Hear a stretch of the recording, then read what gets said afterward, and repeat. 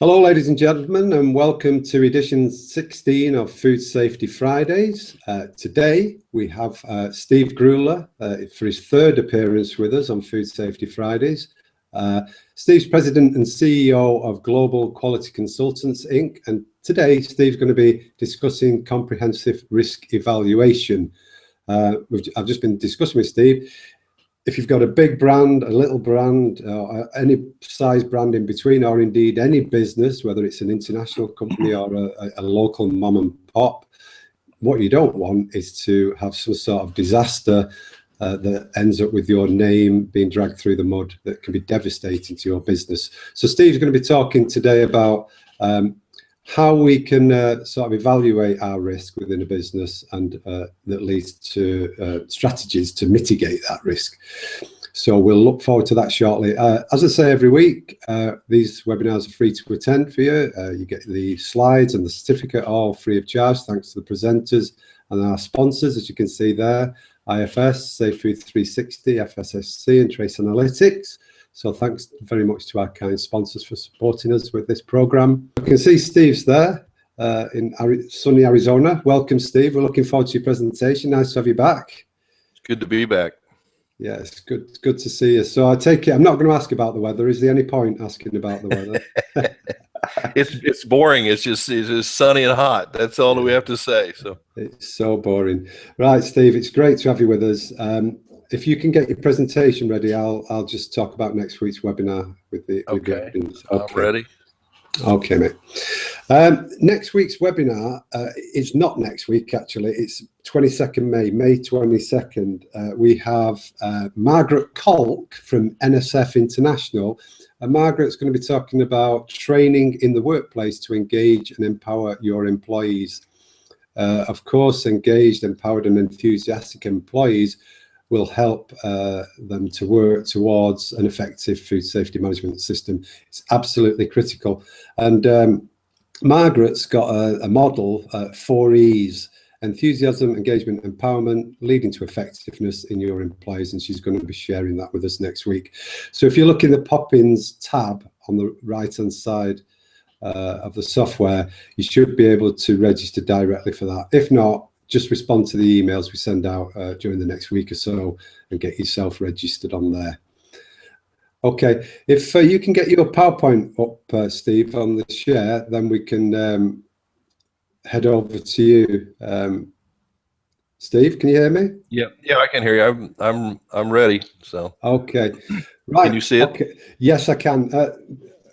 Before we start with Steve's presentation, we do have a poll today that we'd like you to answer when you get a moment. You can answer it during the presentation or afterwards or before, it doesn't matter. The question is, how do you identify and manage risk within your company?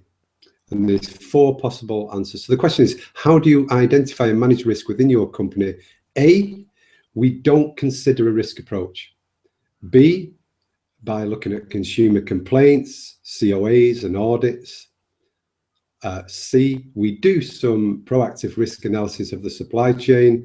And D, we manage with a full risk-based analysis, process capability and predictive tools.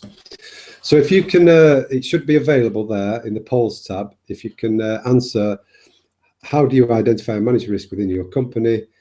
A, B, C, or D. Just answer one of those. And what we'll do is we'll pick up the answers at the end of Steve's presentation, and we'll discuss them as well. Okay, so I'll be back for the Q&A shortly. For now, over to you, Steve. Thank you. Thanks, Simon. And hello, everybody. I hope everybody's doing well. I would thank Simon and the Food Safety Fridays for the opportunity to share with you, I think, of what I believe one of the biggest challenges that we face today and we will continue to face in the future. And as I go through this, I hope I'll be able to get the thought across that where I think we are today, what problems, issues that's creating for us, and what we need to be doing in the future. So we'll just go ahead and get started. As Simon mentioned, I'm the founder and CEO of Global Quality Consulting, and here's some propaganda about us. We're a crisis a management consultancy company. We work on a global aspect. We focus on tools, systems, techniques that help companies predict and prevent. So many of our systems are what I call inspect and reject and reactive, as opposed to predictive. And I think that's where we need to change our approach in the industry, because risk just continues to grow every day. And I'm going to share some of those areas and some concepts. So I know you can ask questions, and Simon's going to be monitoring that, so I encourage you to do that. We can go from there. Some of the services we offer, you can see here on the screen, is comprehensive risk mitigation plans. I think that's one of the things that we really try to focus on. And what we're going to talk about today is identifying risk. How do you peel that risk on your back, and where should you be looking? And then that leads to be able to put together solid risk mitigation planning. Crisis management plans come together. And it also moves into the predict and prevent tools and proactive risk mitigation. So those are some of the services that we offer as a company. Like I said, we do work globally. Over the last 7-8 years, we've worked with over 400 companies, all the way from small mom and pops to some of the largest brands and some of the fast food restaurants that I'll guarantee you 90% of you drove by this morning coming in the office or will sometime today. So we've had the opportunity to work with some outstanding companies and really evaluate and see how they address risk. And I got to tell you, it goes across the board. We've seen some large companies that do a solid job of looking at risk and risk mitigation for their brand and looking out beyond the obvious things of product, or if I've got a lunch meat, well, I've got a micro hazard and a risk there that I need to manage. But they go beyond the obvious things and that aspect of it. Additionally, we've worked with some smaller companies that have that environment.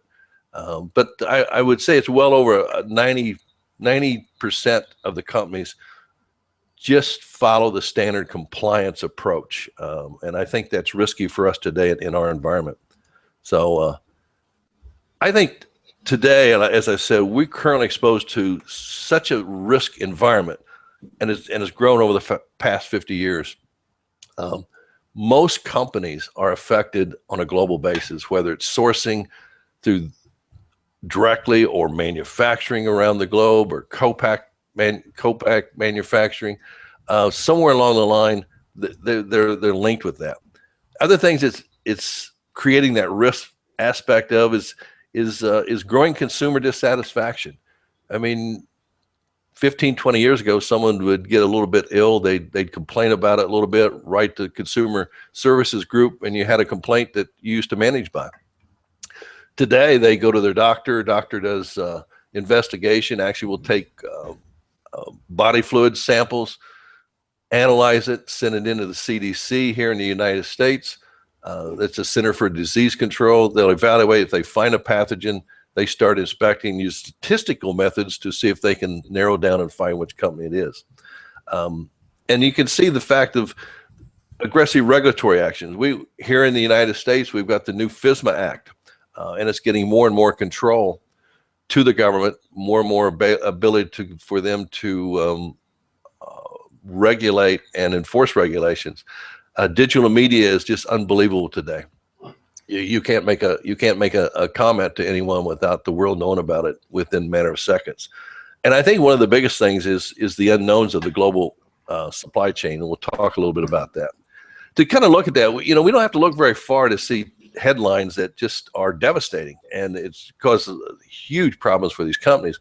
And I'm just listing a few, and I'll go into more in regions here in just a little bit. But you can see in 2011 here in the United States, Cargo issued a recall of 36 million pounds of ground turkey.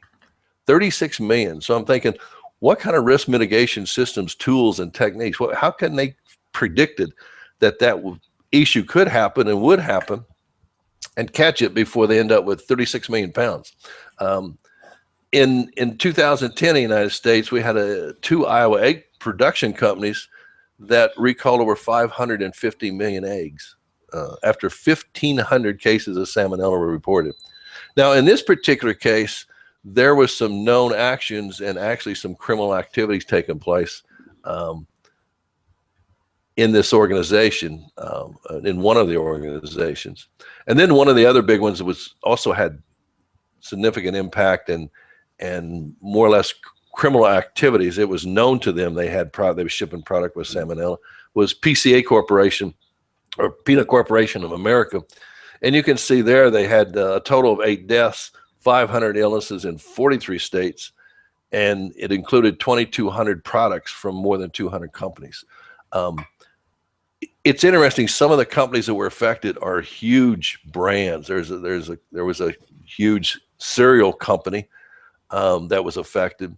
And as I look at risk mitigation and determining that piece, I'm saying, how did this cereal company not realize or suspect or understand the risk that if they were buying peanut products, that this could happen to them? And what steps did they take?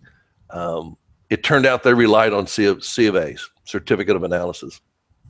I'm not a fan of them, and this is one of the reasons why. But I'm thinking if they had a strong risk mitigation plan and identification, they would know what the risk of buying from this company would be at an in-depth degree, and could have prevented it from happening to their company. Let's go around the world. You can see things. You can see in China, the China FDA officials arrested for bribery. This is a second major bribery scandal in Asia. And in Asia, business for years had been that, it's kind of a quid pro quo. If I introduce you to a supplier and you buy from that supplier, then, the supplier knows that I'm going to get a percentage of the cut. Unfortunately, that worked its way into the regulatory agencies, and they've had some issues from there. Melamine and infant formula. I don't know if you're familiar with that, but very devastating case, and one it's hard for people in different cultures in different parts of the world how someone could do this, to put a toxin in infant formula to increase their profit margins. In China, 2,000 people in the last 3 years have been prosecuted for food safety related. This goes to show the regulatory risk. It's more aggressive. China's under tremendous pressure, which I find fascinating. Here, the Chinese public is putting pressure on the government. Now, keep in mind, this is a communist country. That's unheard of. People don't have a say in a communist environment. But in this case, in China, they do, and it's because they're growing so fast. The success of the non-government people, the population has grown tremendously. I've been going to China for 15, 20 years. And I remember going to Shanghai 15 years ago, and the streets were loaded with bicycles and very few cars. Today, it's the other way around. Everyone has a car. Before, no one had a car. They got around on bicycles, but now their wealth has grown and become successful. They're driving cars. So you're seeing that culture change.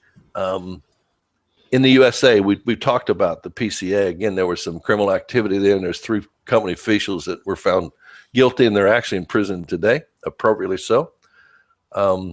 We talk another one, Basic Foods. They had a HVP product that was found to have some salmonella, and it reached across 178 products. This was a huge recall, impacting their brand.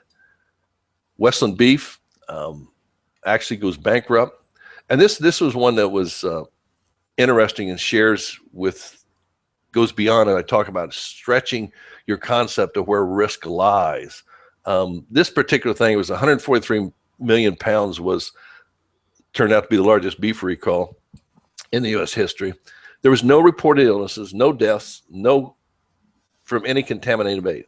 It was pulled from the shelves because a animal rights group had filmed them pushing a downed cow and treating it downed cow. I mean, it could have had a broken leg, or it just was whatever. There's government procedures that they need to follow, and they did not do it. This went viral.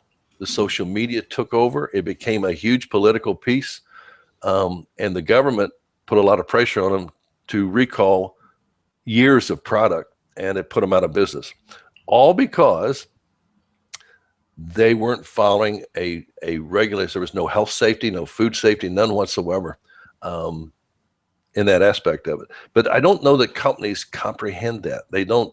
When you sit down and do risk mitigation, again, our tendency and accepted practice for years is to look for salmonella, things that are product related, as opposed to the peripheral things that can quickly put you out of business. We can look in Europe. You can see that risk is increasing. You can see 124% in 2011 and 113 in 2012. So it's continued to grow. You had the horse meat adulteration scandal. And then in Germany, we saw an E. coli breakout in the northern Germany from fresh vegetables. So I show these headlines because it's not isolated, and it's just a strong signal to me that things are getting bigger, more riskier, and we as an industry need to understand that and dress through that piece and go from there. This is almost a redundant slide, but the one thing I wanted to show too was the additional one of this happened this last July. There was a company called Hushi, Shanghai facility. They was charged with selling unfaced, outdated, fraudulent product. Now, to give you a background on this company, it's a worldwide company. Its headquarters in the United States. They're a huge supplier of protein to fast food organizations. They've got, and I know the organization somewhat personally. I've done some work with them around the globe. They've got some of the best certified systems in the world. They've got an outstanding management team. They had this particular issue happen in China. The issue was minute. There was no food safety issue. It was a disgruntled employee brought in a friend that worked for the news media, hired in the company, and they saw some, what I call minor fractions, put that out in the media. The government investigated. The company did not respond well. And that's one of the major things about crisis management. It's been proven it's not necessarily the incident, it's how the company responds that determines the impact. So it became a kind of a media situation. This company responded like they do primarily in the U.S., what they're used to doing. They responded by surrounding themselves with lawyers. They reduced the amount of conversation they had. Some of the conversations, they kind of insulted the public, and it was all due to cultural risk and all due to the difference in cultures and not understanding how you do things like that. But here's the impact of it. This facility was shut down. They lost all their customers. This July will be over a year, and they're still not up and running and have not been be able to recover. Devastating issue and results based on not understanding the cultural risk and how people think and what they do within the Asia or in China versus what we do in the U.S. So it helps me point out why we need to look at a broader aspect as we identify risk. So if you're getting ingredients from Asia, you need to expand your concept of what risk looks like and what the impacts can be. The global headlines fall into multiple categories that I don't think we've thought much of or haven't in the past. But you can see that they start with criminal activities, fraud, malicious contamination, the situation in China where melamine and infant food. We in the U.S., and I'm sure a lot of you around the world, it's hard for us to comprehend how someone can do that. But in that culture, it is criminal. But it's their ethics and their principles are different than ours around the world. And you can see this in many areas around the globe. I'm not trying to say that their principles and ethics are wrong or indifferent. It may be right for them. But I'm saying as a industry, when you do business in that, or you've got your brand equity linked to that, you need to understand it. You need to thoroughly understand what that impact is and how to go about manage within that piece. Accidental contamination is an issue, regulatory violations, and it was amazing. This one organization in China, they had no idea they were in violation of any code. And with the pressures on the government, I think they stretched the code a bit to get some form of a violation, to give them some form of authority to go in and inspect and audit this company. And I think it raises to my place is as I talk to C-suites of various countries around the world, there's starting to be serious concerns over the impact of non-food safety issues. That reinforces the message that I'm trying to deliver. It's not just focusing on product performance, things that could put you out of business in a hurry, that when you do put together risk mitigation plans, when you do look at what's happening and how you're going to manage, you need to expand out in various areas. And I think we need to use different tools to do that. As we look at other increases, it's increased significantly over the years. Consumers are demanding zero defects and instant government action. As unrealistic it may seem to us in the industry, but they want their product to be safe, perfect, and function each and every time. And I agree with that. Who wouldn't? I mean, I'm a consumer, so if I want to eat a sandwich, I don't want to get ill. I expect it to be right. But as we in manufacturing know, there's many peripherals and many risks out there, and that's not necessarily a easy task to do.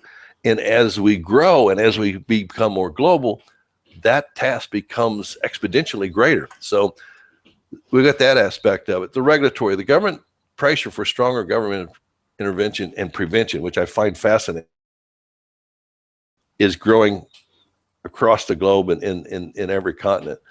And it's the fact that they want prevention from the government. The government cannot prevent it. It's impossible. Although the new Global Food Safety Initiative here or the Food Safety Modernization Act here in the US talks about prevention and being able to do that. And I'll share with you how they talk about prevention. But I don't know how the government can prevent it actually. The only one can prevent it is the people that's producing it, the manufacturers and things of that nature. Supply chains, I call it the vast unknown. And it's interesting, over the years, by monitoring where recalls come from, the impact, 15, 20 years ago, it used to be due to internal failures of organizations, internal to the companies. That's changed. It's now external. It's the suppliers that are driving that. And I think the main reason is because companies are under so much pressure as far as financials, production, growth, demands from all these other things I'm talking about. They're not equipped to understand that risk that the supply chains is delivering to them, and that's what we want to focus on. And then talk about typically where you look for brand risk and supply chains, you look at facilities. Oh, we have our audits. That's another point that I think is misleading. It gives us a false sense of security. But an audit it's as I'm sure most of you recognize, it's a point in time. It's usually prepped and ready for the audit to come in. It does not represent what that company does day in and day out and how they manage. We want to believe it does. We want to believe if they got a high audit, that's great. But fundamentally, to kind of look at that, I challenge you to think about the impact of audits. I've looked at thousands of audits over the last year and looked at the final results over the last few years. And I don't think I've ever seen one below 95%, 96%. So it's to me, it's not representative of the real risk that the facilities may be.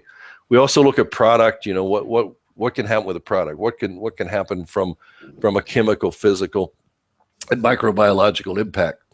We look at regulatory, like in the fact that we got to be compliant to the regulations. Consumer and customer complaints. Many companies today still managed by that. And over my career, that's what, as head of global quality for 2 major companies, that's fundamentally what we did until I realized that it's too late. By the time you figure out you got a problem, At best, you've got a couple months worth of product out there, and you can't respond to it. It's just, there's a lot of adages. I've heard one. It's like driving a car looking through the rearview mirror. Very difficult, not very productive. Audits and inspection. I just talked about them. I don't have a lot of. They're important. They're part of the big pie, but they're a tiny sliver of that pie when it comes to risk and managing risk and understanding what's going on and what your suppliers are doing, what your facilities are doing.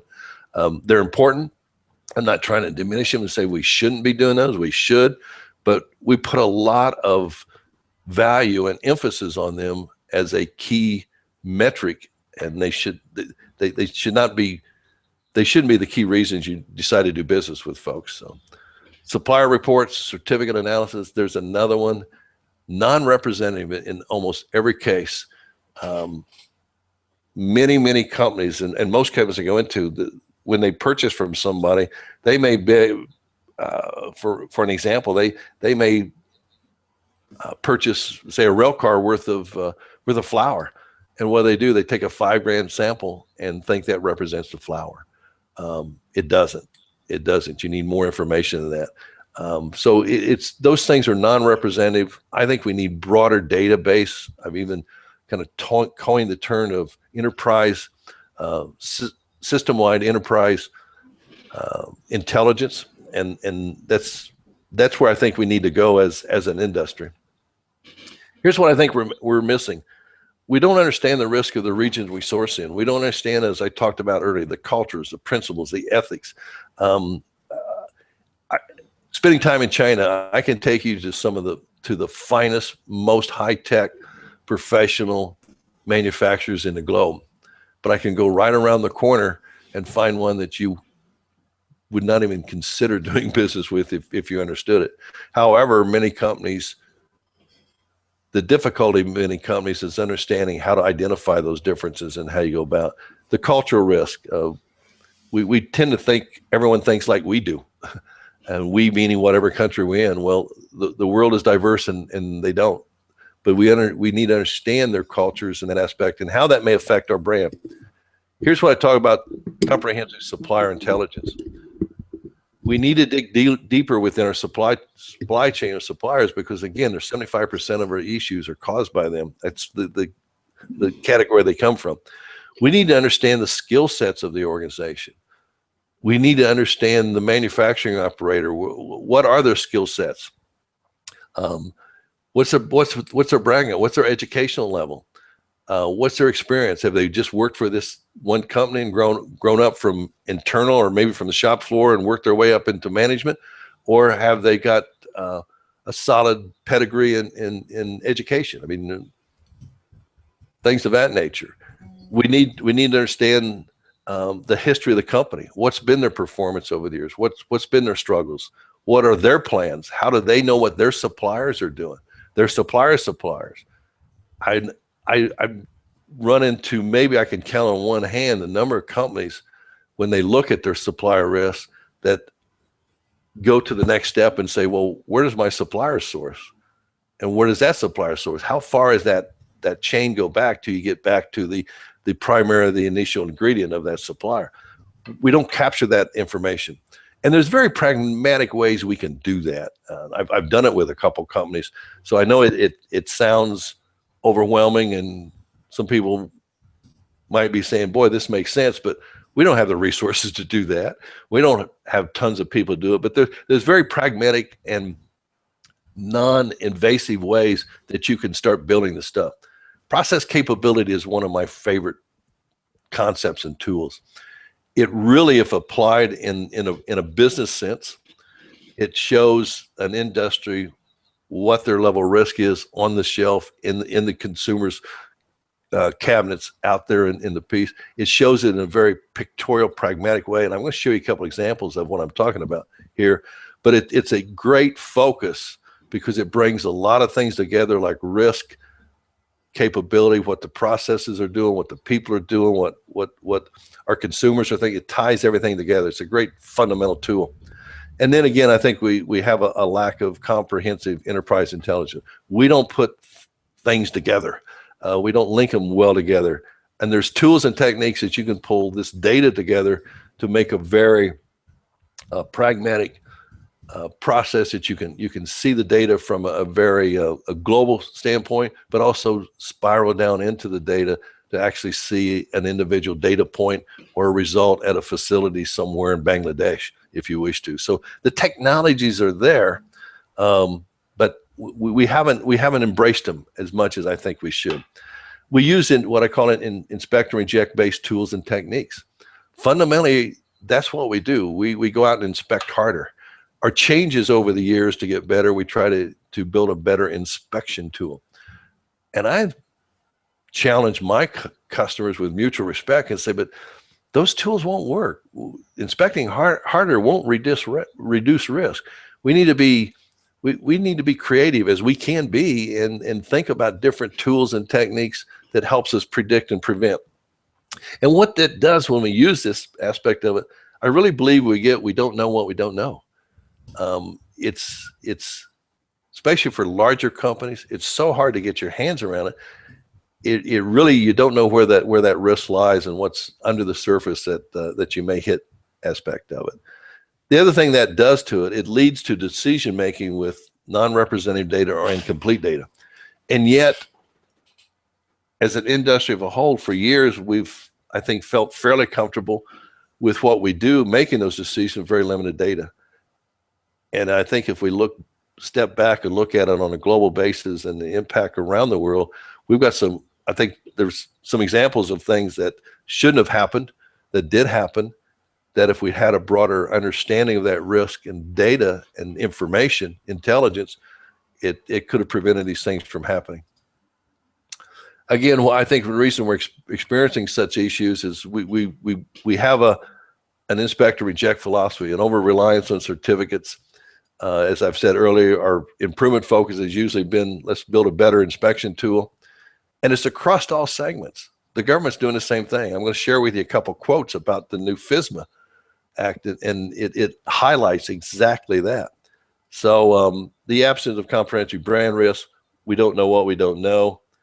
And I firmly believe that at the end of the day, the inspection-based system cannot, I'll repeat, the inspection-based systems cannot meet the growing demands of our industries and the individual company brands. So I'm a solid believer that we must start changing our approach to more proactive and predictive tools.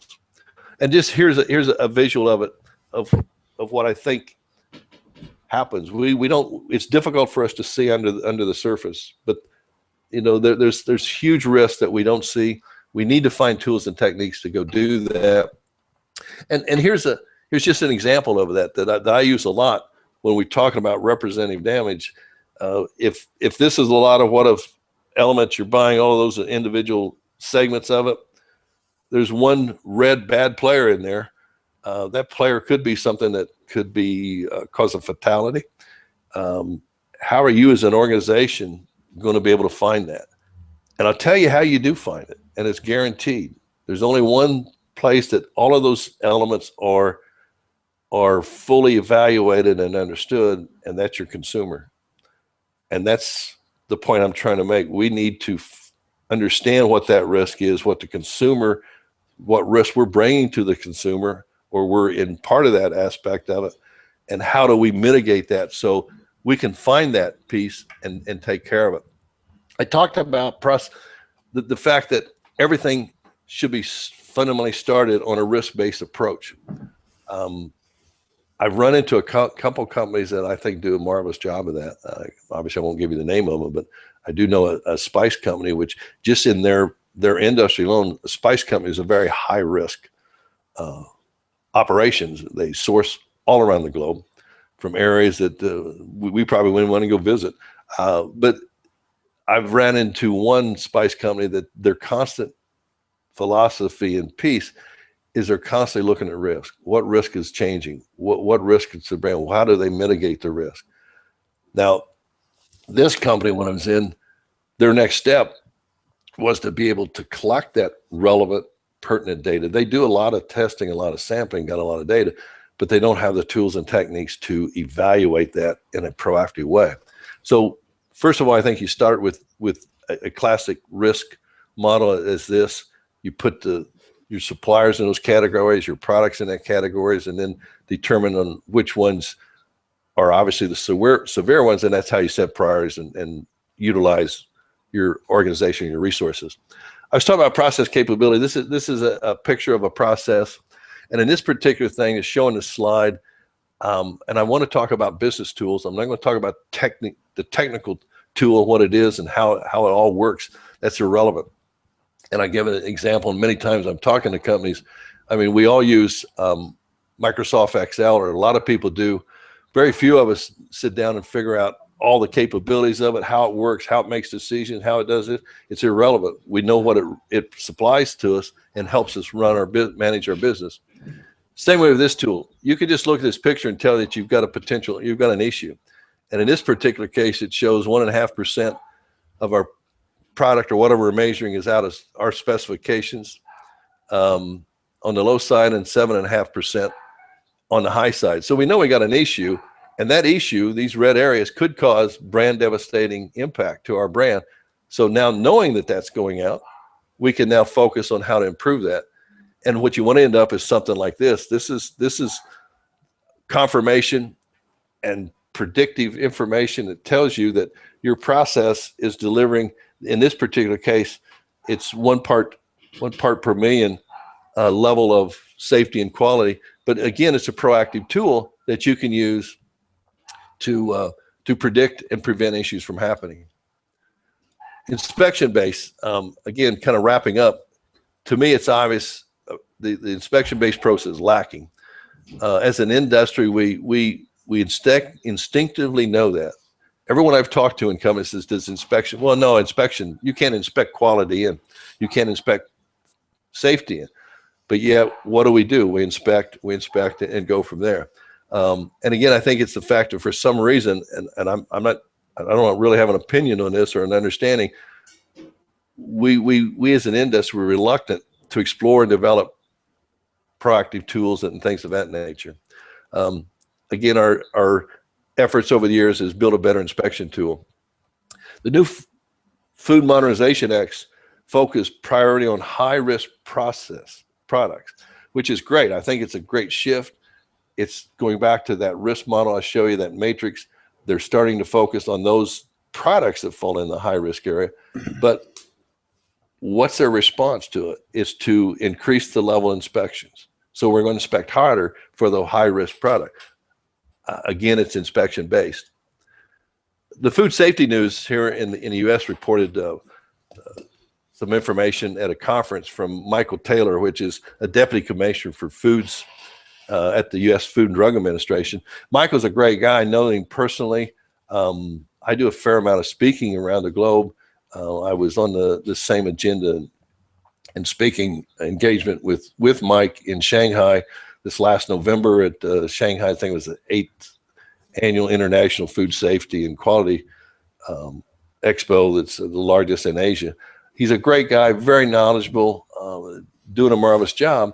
But again, if we look at, hoping you've had a chance to read some of this, they're talking about getting funded and having enough trained workforce so that they can shift the cultural shift, the philosophical shift, and technical shift to be able to inspect well for food safety. So their shift is coming from to be able to inspect harder on and focusing on the high risk piece of it. And then even talks about the state departments. They also play a big role in inspections under FSMA. So even though we're talking about being more proactive with FSMA, being more predictive with FSMA and prevention based, it all fundamentally goes back to the same thing of it's truly an inspection based system. So that's that aspect of it.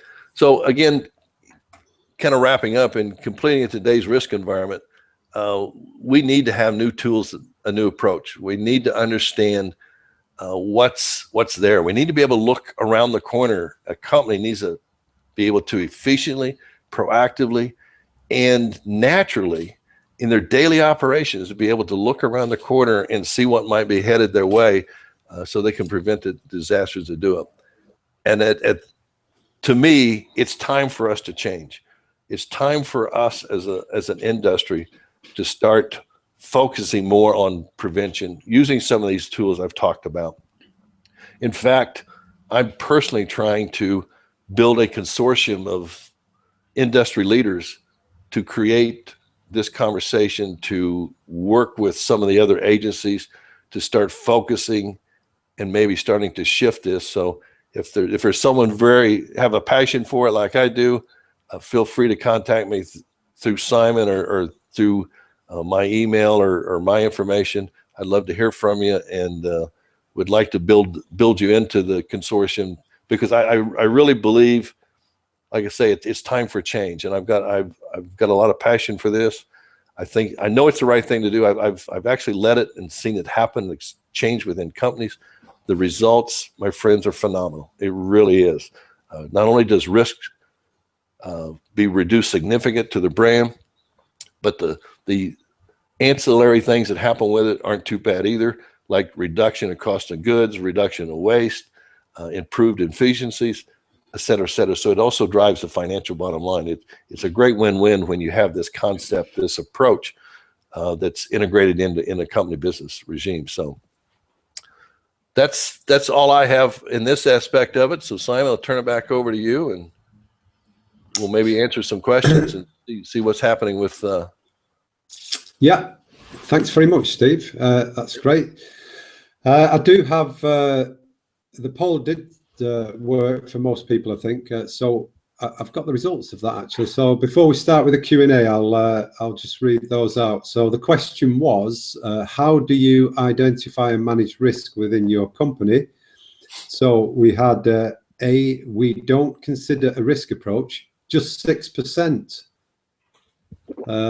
which seems quite low, that, Steve.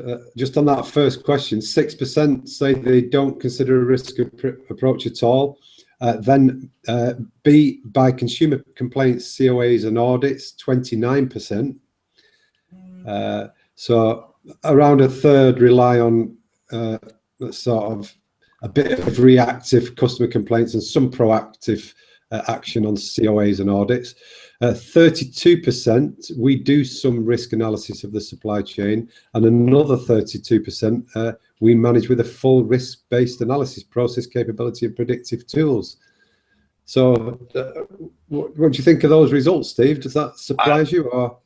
Well, it does, but it's very encouraging. I'm glad to hear those results, because my experience over the years, my numbers would be a little bit different. And again, I think it's looking at it, again, you have to peel that onion back. To answer those questions, how do they go about doing it? How many people are using process capability as a great tool to predict? How do they do that aspect of it is kind of key. But I think the results are marvelous. I really, that's encouraging. But you still hear there's 60% that could move to the higher levels, or more than that, probably 70%, that would benefit by focusing on the things that I'm talking about and expanding their risk-based approach. Yeah. Okay. That's great. Okay. Well, should we start going through the comments and the questions then? I've got one, Guyan here. I don't know if you're familiar with this technique. He's mentioning, can you describe about the risk assessment tools such as Monte Carlo simulation? Are you familiar with that, Steve? I've never heard of it. Monte Carlo simulation. I think I've heard of it, but to be quite candid, I'm not sure what that is. I don't have enough in-depth knowledge to understand what the question is. Okay, no, I'm not familiar at all. It may be the fact of a lot of risk pieces, and they may call it Monte Carlo. I'm not sure why they call it necessarily Monte Carlo, but a lot of things you go through a what if scenario. You sit down, well, what could go wrong with our product? Well, X, Y, and Z could happen to our product and to our brand. Well, what if this did happen? What's going to be the impact of that? And how do we manage that? My sense is it's a process to go about to identifying that risk. And my general thought about that's a great process. It's what you need to do. It's right on. However, I think you need to build outside of the common areas. Again, most people sit there and say, well, what can go wrong with our product? What can our systems fail? Very few go and say, well, wait a minute, we're sourcing from China. What impact could they have? What does their culture, how can their culture affect us? Things we take for granted that we need to be aware of and build that into our risk modeling. So those I guess those would be my comments in that area with what little information I have. So quite simply, understanding your customer. It's fundamentally that, but it's not. It's your customer, your consumers. It's your vendors. It's all the way from what we like to say from the farm to the fork in that broader piece. Again, many companies say, yeah, we do risk profiling. Okay. But again, it's focused on the things I showed in the presentation. It's focused on the product. It may be many companies say, well, let's look at the regulatory compliance. But if you don't understand the cultural aspect or the impact of that or the peripherals around that, how that's going to be enforced and be prepared for that, then you'll end up as your name will be one of those on one of my slides someday. Yeah. Okay. We've got a question from Theophilus. With globalization, companies tend to source for their ingredients from all over the globe. Apart from audit certificate, what is the most effective way to identify and manage the risk of a potential supplier? So apart from I think the most efficient, successful way is to build that intelligence. Learn more about the supplier. Just again, an audit and a certificate analysis is a very minute piece of data. You really don't have a complete understanding. You can do it in many ways. You can do it one effective way we found, and we help companies build what we call a supplier survey. There's certain key questions you ask them, not do you do this, but how do you go about doing this? How do you ensure various areas? How do you ensure your employees are treated right, or in China or something of another area? How do you know that they're being treated fairly? There's many things that they can answer, but we want to hear the answer rather than say, oh, do you subscribe to the Sullivan principles? And the answer is going to be yes. So you look at ask them how they do that. Again, if you use the tools of process capability, now we can look at performance data.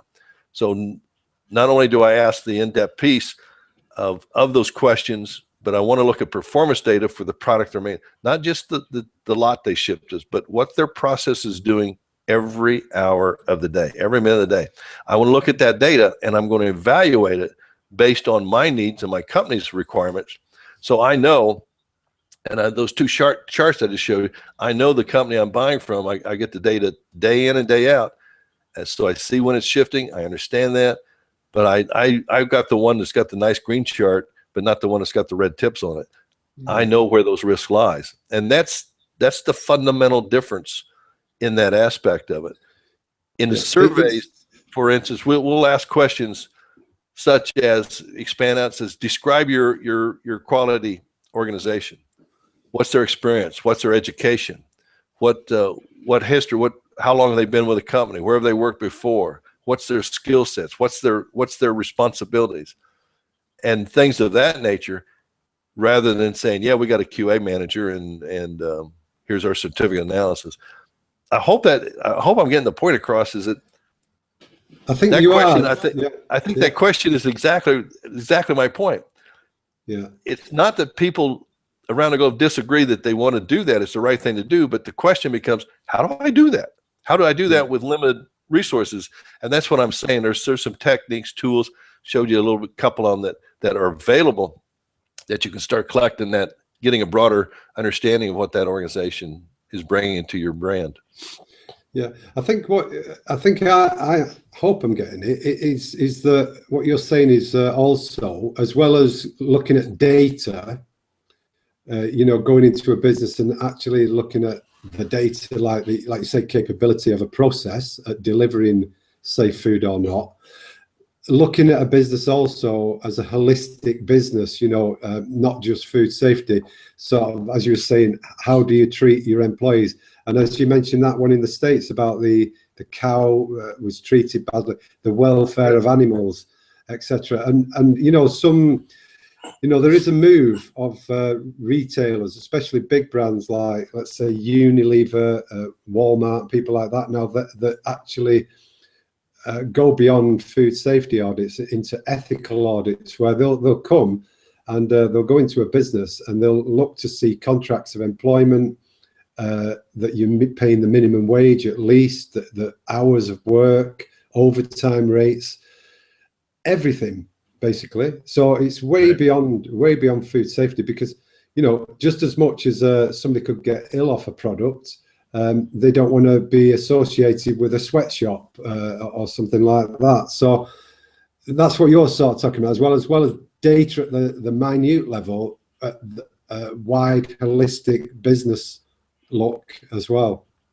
Absolutely. Comprehensive intelligence rather than a data point. You've got to understand what that organization's, what their capabilities are, their skill sets, their ethics, their ability to control their suppliers, their internal organization.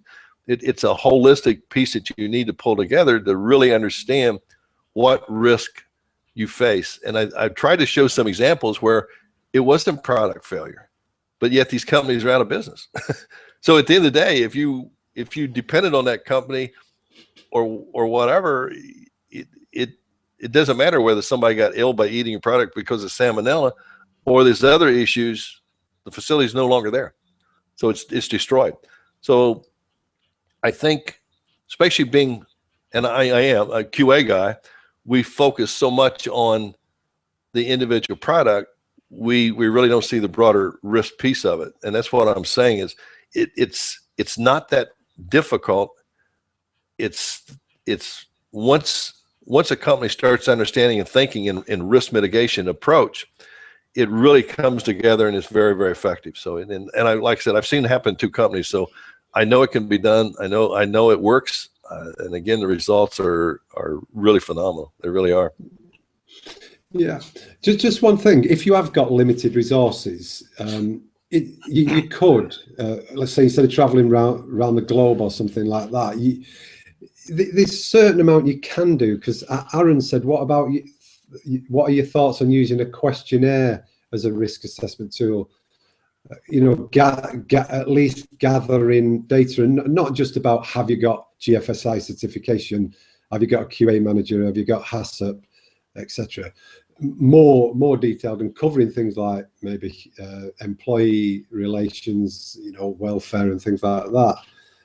What are your thoughts on that, Steve? You know, as I said earlier, I think that's one of the very effective tools. And I'll give you a real life example. I won't name the company, but one company I went into, I asked him, I said, look into your supply chain, how many suppliers do you have? And I said, well, we've got something like 400 suppliers, 500 suppliers. Do you source around the globe? Yeah. I said, well, which supplier is delivering the highest level of risk to you? And they just looked at me just dumbfounded, didn't know what was I talking about. So as we talked about that risk, we helped them put together that questionnaire that you're talking about, because they didn't have the resource. They couldn't go to all 450, and they couldn't fly around the globe, but it's prohibitive, and we understand that. But here's what they did. They put together a very effective questionnaire. Again, as I talked about, how do you go about doing that? Describe your quality personnel, describe your operations. Let's look at your org chart. How do you function? How do you do this? How do you control your suppliers? How do you ensure your suppliers are meeting all of those criteria out there? And it was amazing. They started doing that.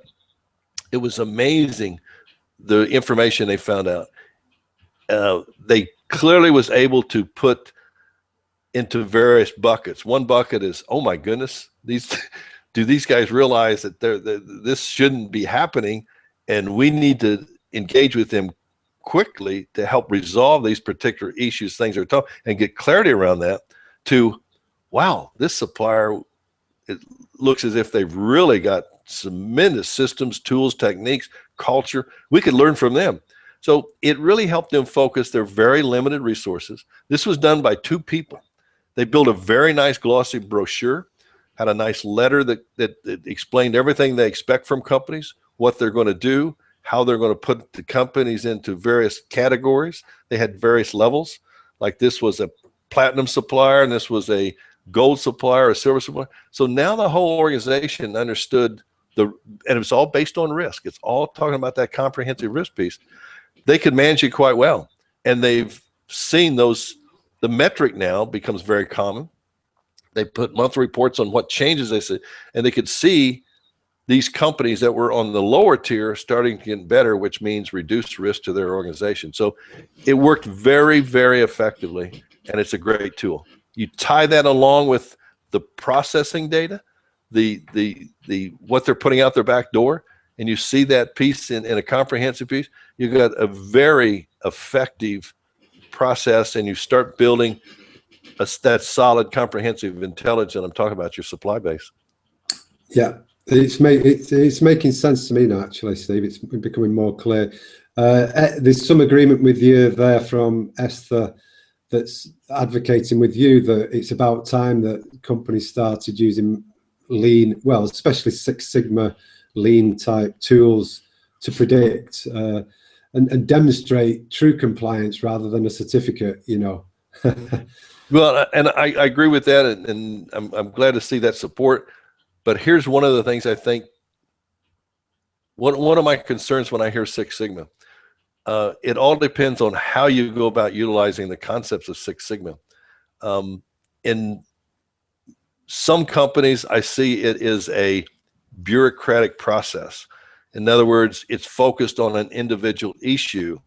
What I like to do is take the principles of Six Sigma, the idea of managing to those levels of risk and quality, but integrate those in a commonsensical way that makes it not a bureaucratic process, but it's a tool that's used across the board from the shop floor to the boardroom with that same database and focuses on that piece. So I think she's absolutely right. But one of my watch out is some people say, oh, we're going to do Six Sigma. Well, we got to have a black belt, a green belt. I'm saying that the concept is what you want to take to the table, not some of those restrictive structure or bureaucratic, because it turns other people off. It turns operations off. The C-suites can't understand that. But when you take the concepts and translate those into common terms like we're talking about now, risk mitigation, part per million level of performance, they can grasp that. They can see that. It's talking more of business language than it is a technical, but she's absolutely right. Those concepts are great, and that's what I'm talking about. Let's moving more to those concepts, but it's beyond. We have to make them palatable. We have to make them realistic, so it can be utilized from the shop floor to the boardroom and have the effective results. But the principles are great. They really are. Yeah. Okay. Thanks. There are a few comments. Tools. You know, we've got the background of well, the scare stories. One person said, actually, we've got the scare stories, but how do we mitigate it? Where are the tools? Give us some tools. Maybe do a webinar on how to actually practically take this mitigation. So that's quite interesting, Steve. Right. Yeah. Okay. Let's have a look. Someone's posted links to the Monte Carlo method, so I'll collect that and I'll post that later. So great. So we can have a look at that. Evans said some core principles across continuous improvement programs and GFSI programs, complete organizational buy-in. I think that's just a statement more than a question. Okay. Yeah. So let me just see if I've got this right then. Internally, we need to sit down cross-functionally with the seniors, the buyers, food safety managers, etc., and say, right, who is our supply base? Who's low risk, medium, high risk, etc. Our products, our suppliers, and really look at that to identify, let's say, a list of priorities to see who we're going to look at first, and then go to that supply chain with some sort of comprehensive questionnaire and gather data from them on their process capability, maybe go and see them, look at as well as their failure rates and complaints and recalls and process capability, and then generate improvement actions based on that. Am I getting the gist? You passed. You did a good job. Yes, you've got you're getting the conference piece. And the key to this I've experienced over the years is how one goes about doing that, how effective, how much they broaden the scope of their they, to use an overused term, think outside of the box, expand that based on risk mitigation. You're absolutely right. That's the fundamental message.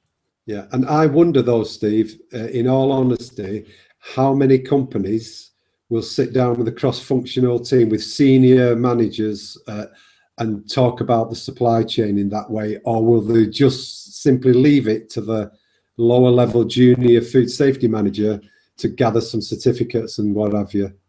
You know, I think your prognosis is pretty close, and that's the reason when I deal with companies, I start and get a foundation and understanding at the C-suite, because if the senior management team doesn't comprehend the value, the benefit, and can see the impact that shifting to these these different techniques and tools and focus on brand risk mitigation, then it's not going to happen. It really is not. I mean, it's like with any major shift, because in my mind, the companies I've worked with, these are huge cultural shifts. It's amazing, and it's each one has their own little hurdle to get over. Each one needs someone that comprehends and understands it, is a champion within an organization. So all of those things that you look at to make significant organizational shifts or culture shifts now apply also to what we're talking about. But what I found very, very effective, because I've yet to walk into any company and ask them if they thought it would be valuable to reduce risk to their brand. yeah. Nobody says, no, we don't want to reduce risk. I've never run into that company yet. The question now becomes, how do we go about doing it? How does it fit our profile, our risk appetite, our company skill sets? How do we go about doing it? Those are the difficult things to do. And quite frankly, you need some kind of understanding of it, some way to get some coaching, some way to get some help to grow the skill set to be able to do that. So. Yeah. Okay, just a couple more before we finish, because we're over the hour now, Steve. Bria said, are there any established tools that companies can utilize to help develop a comprehensive questionnaire instead of developing the tools in-house? Of course, the tools would need to be changed for each business and their brand product. So obviously, Bria's looking for some sort of template. So, yes. And one more. Well, you know, as you know, Simon, we've talked about turning what we use as a company into a template that's available to folks.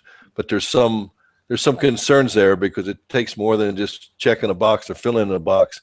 You have to kind of understand the concepts. And again, as she pointed out, most critical, it's got to be integrated and molded into the company's culture and the company's abilities and skill sets. So it's somewhat hard to do, but to answer the question, I don't know of anything out there that would help guide someone through it. But as we talked about, we're interested in figuring that out and maybe offering it to folks. So, yeah, okay, that's something for a later date. But obviously, there is a need for it, without doubt. Okay, we're gonna wrap it up there, Steve. I'd just like to say it's been great again. Lots of good. Stimulating conversation. I've learned again.